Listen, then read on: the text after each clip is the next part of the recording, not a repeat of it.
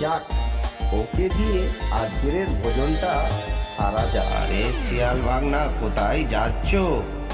এই তো বাঘ মামা, আমি একটা জরুরি কাজে যাচ্ছি, কাজটা আজ করতেই হবে।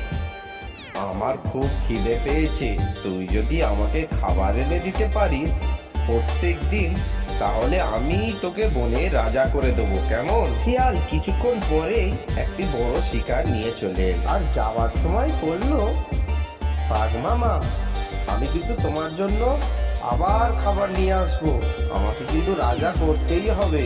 শিয়াল কিন্তু বাঘের ফন্দিটা বুঝতে পারলো। সে কিন্তু আবার পরের দিন বাঘের কাছে এলো। ওরে শিয়াল বাছা, তুই একা কেন?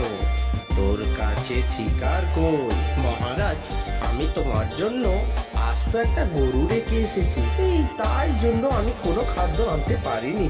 চল তাহলে, আমাকে